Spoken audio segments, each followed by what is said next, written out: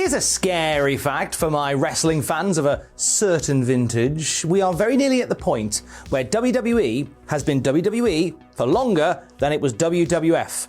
I know, right? Makes you feel a little bit sick. But how did we get here? Was it a shrewd business sidestep or the actions of a vengeful panda?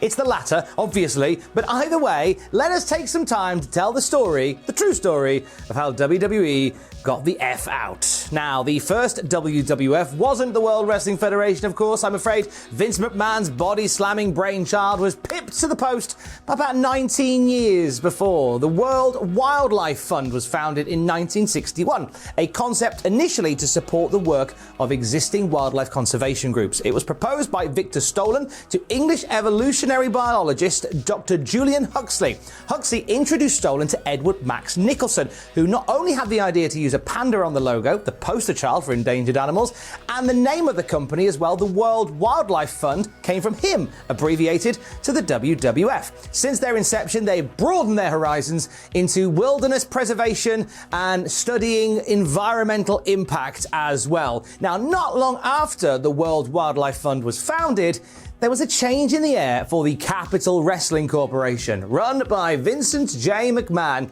It was a pro wrestling league building off the boxing world success of Vinnie J's father, Jess McMahon.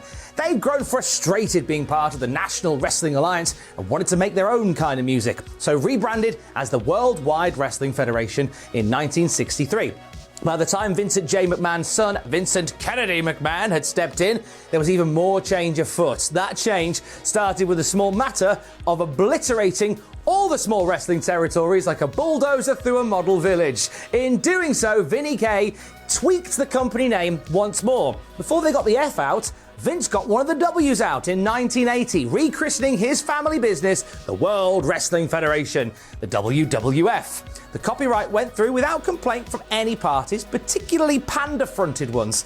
And McMahon went about changing the office stationery at the same speed as he was changing the wrestling industry. Nothing was said from the World Wildlife Fund until the late 80s. The World Wrestling Federation began expanding outside of the US at that point, and the fund stepped in at this point to dispute it. Now, by now, the World Wildlife Fund had been renamed the Worldwide Fund for Nature, but they kept the WWF acronym. They took exception to the same initials in a global marketplace as the World Wrestling Federation. Many had suggested to the fund they change their name to the WFN, but they're like, no, we came up with WWF, so we should keep it. Why should we have to change? It was eventually agreed in September of 1989 that Vince and his traveling gang of grapplers could still be called the WWF, providing they never present their logo in the Times Roman font, the designated font of Microsoft Office 95 and the Worldwide Fund for Nature.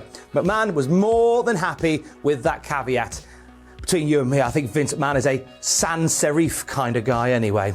Now, like the entire wrestling territory system, the Panda people hadn't banked on Vince McMahon expanding his Machiavellian map-based multiverse the way that he did. So when the World Wrestling Federation started setting up shop in Canada, the Wildlife Fund wanted details of their merchandising intentions in the Great North. Same again when they started branching across to Europe, both places where the fund was already firmly established. The World Wrestling Federation argued through each attempted injunction and each Freedom of Information release that there was a clear difference between the two companies named WWF.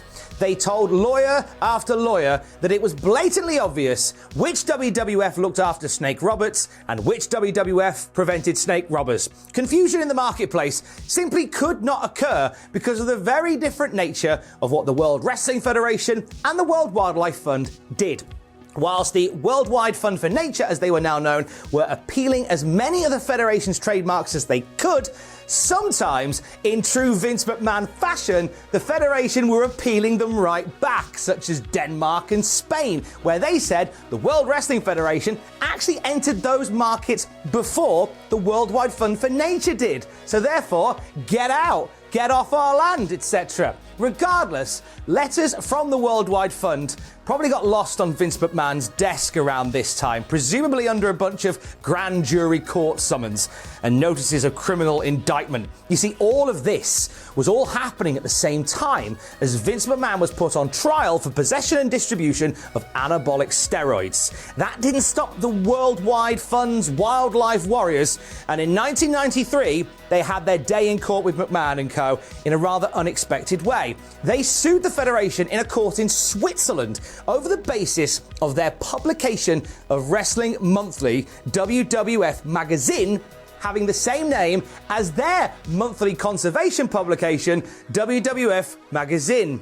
Spare a thought for the Swiss Grand that was hoping to read about the plight of the Arctic fox and instead got doctored photos of Ric Flair and Elizabeth hanging out with a horse. She was mine before she was yours, Randy! In the end, a deal had been brokered between the Panda people and the Powerbomb people. On January the 20th, 1994, the World Wrestling Federation was told you can continue using the name, but you must make steps to inform advertisers and commercial partners of the agreement with the Worldwide Fund for Nature, as well as limit the use of the WWF initials where you can. The agreement was they could still call themselves the WWF, but only in the English language, provided that Titan Sports, quotes, uses its best efforts to avoid using those initials all the time. So when it couldn't be avoided, for example, when referring to the WWF champion, that was fine. But excessive use, maybe a promo with Shawn Michaels saying, I'm the best in the WWF and the WWF is rubbish without me and the WWF has lovely trousers, that would be seen as a breach of agreement.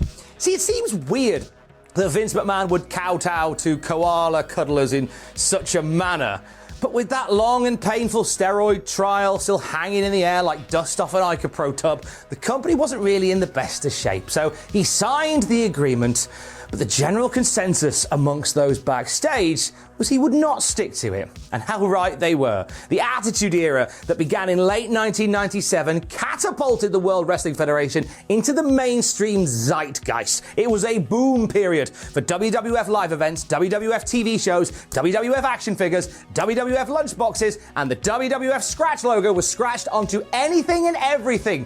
Around this time, Titan Sports was also renamed World Wrestling Federation Entertainment, streamlining the brand ahead of its debut on the stock market with the initials WWF.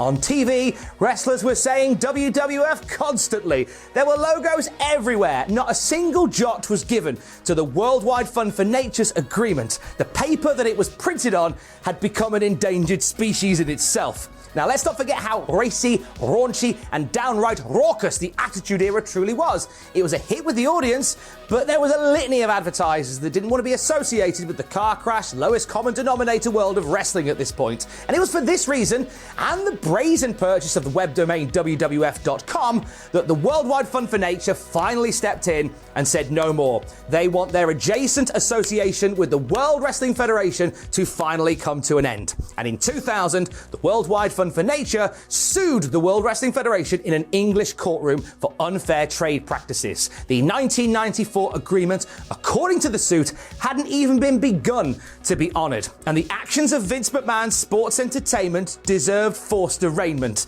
They were reluctant for it to come to this, since they were a charity organisation, but they'd had enough of the good nature of their company being blatantly ignored by Vince McMahon and his merry men.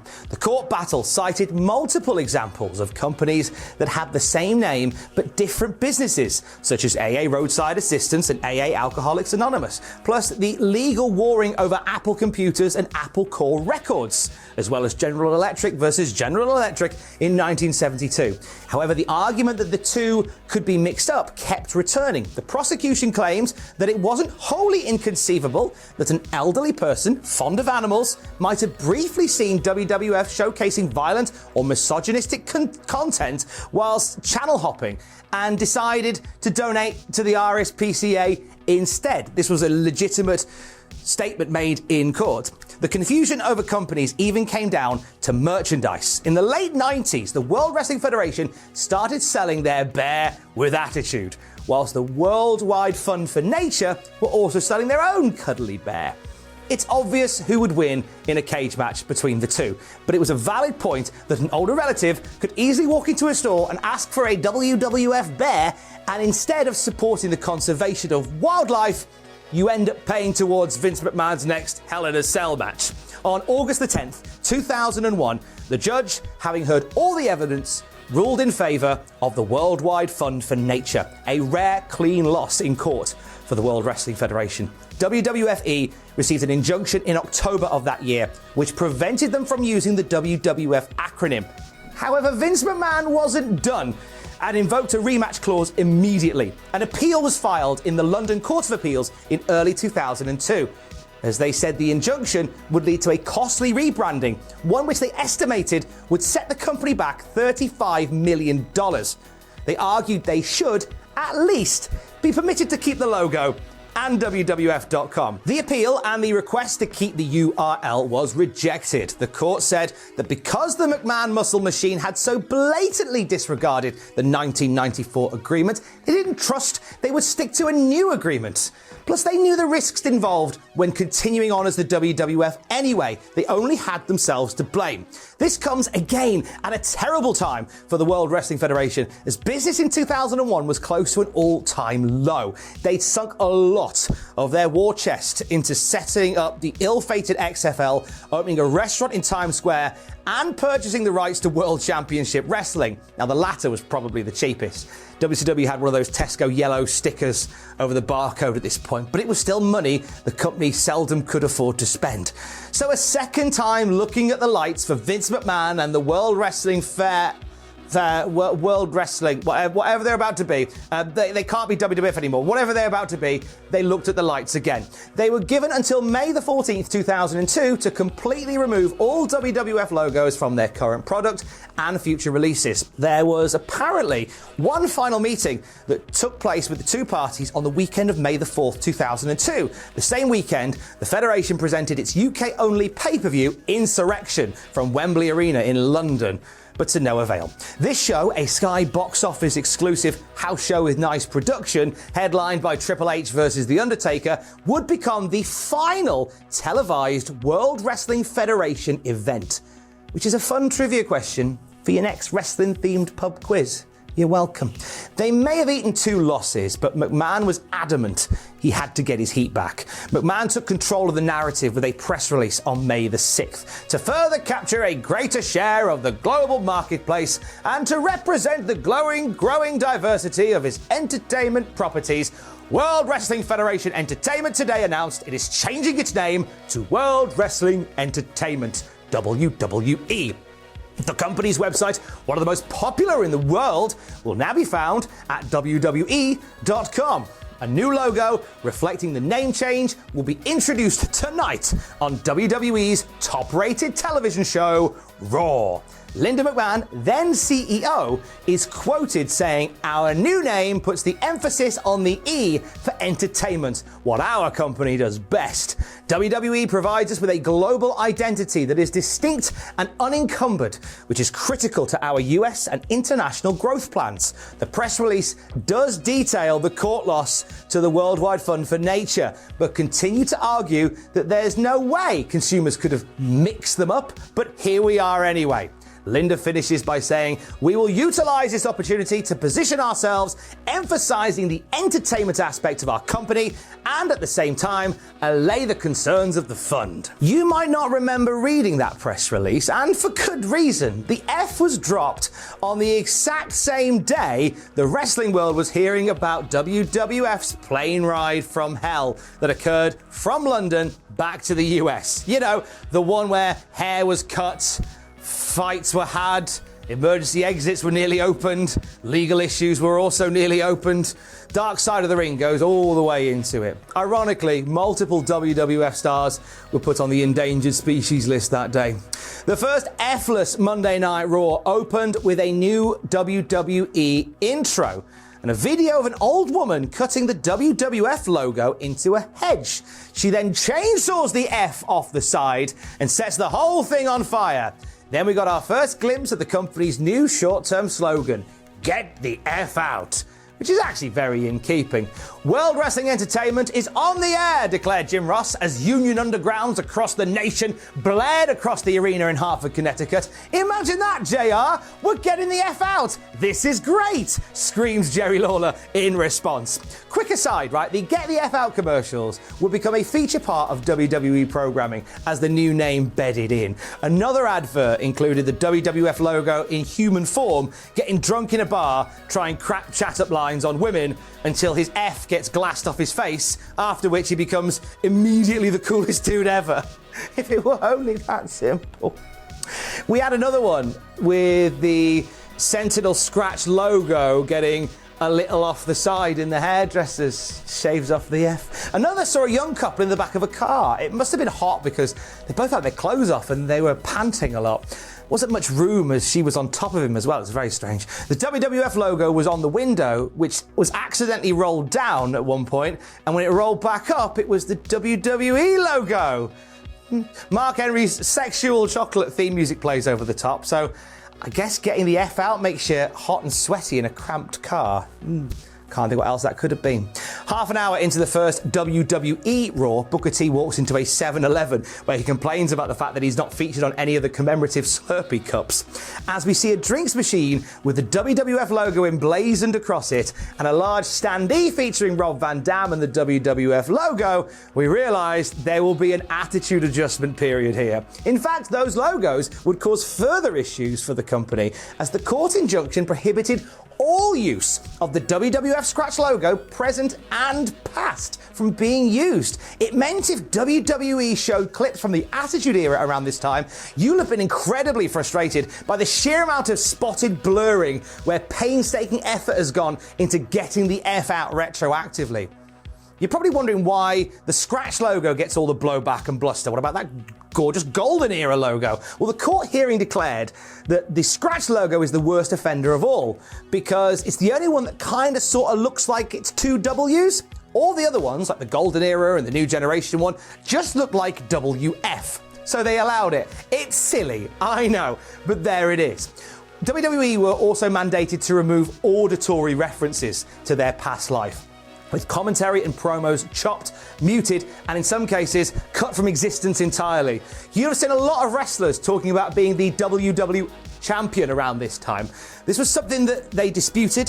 1 year later, they'd reached a limited decision on being permitted to market pre-existing products and shows with the old logo and save some poor sod in the editing department some really rough night shifts. But initially, that was the future, everything getting blurrier. The Worldwide Fund for Nature pushed this victory over the now WWE as far as they possibly could. They came after THQ and Jack Pacific, creators of the video games WWF SmackDown Just Bring It on the PS2, WWF Raw on the Xbox, and WWF Betrayal for the Game Boy Color. You don't know Betrayal? The one where you have to save Stephanie McMahon by beating up random policemen and security guards in a side-scrolling manner with hilarious consequences? Don't look it up.